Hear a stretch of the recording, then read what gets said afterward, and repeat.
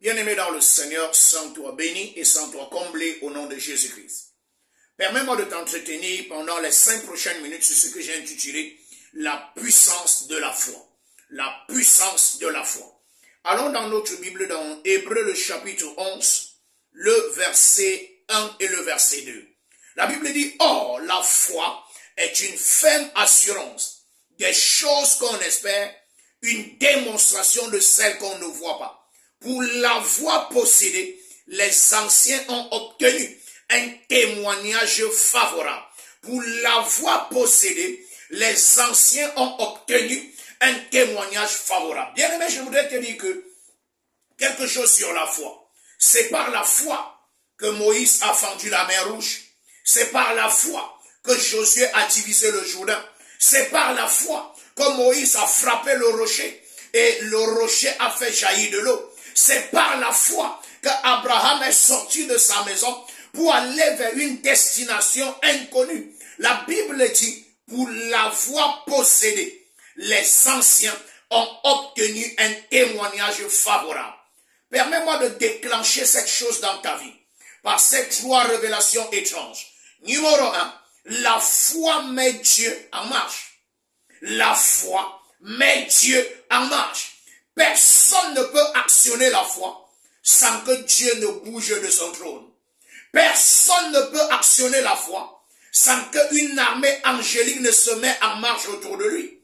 Personne ne peut actionner la foi sans que le monde spirituel ne soit en mouvement. Chaque fois que Dieu bougera de son trône, c'est parce qu'il a vu la foi sur la terre.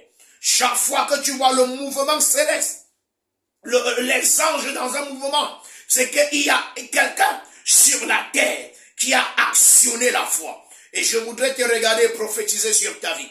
Comme tu décides d'actionner la foi aujourd'hui, que le ciel soit en mouvement pour toi, au nom de Jésus-Christ de Nazareth. Est-ce que je peux amener la deuxième dimension? Numéro 2, la foi introduit toutes les destinées dans une victoire continue et totale. La foi introduit ta destinée dans une victoire continue et totale. Dieu dit à Josué, je serai avec toi et nul ne tiendra devant toi tant que tu vivras. Écoute-moi, ce n'est pas une prophétie, c'est une parole d'alliance. Pour que personne ne soit capable de tenir devant Josué, Josué doit à tout temps avoir à l'esprit que Dieu est avec lui. Et ça, c'est le niveau de foi le plus élevé. La conscience de la présence de Dieu qui procure une victoire étrange. Je regarde ta vie et je prophétise sur toi. À partir d'aujourd'hui, je te vois marcher dans la victoire. Partout où tu iras au nom de Jésus-Christ. Où que ce soit où tu vas te tenir, je te vois marcher dans la victoire. Dans le nom de Jésus-Christ de Nazareth. Quelle est la troisième chose que je vais partager avec toi?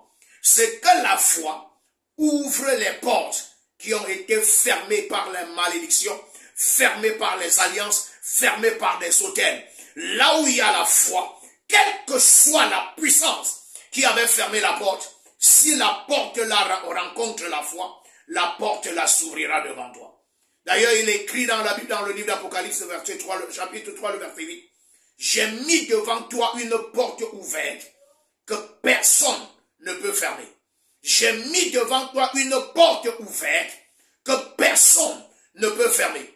Quelles sont les portes qui sont fermées devant toi?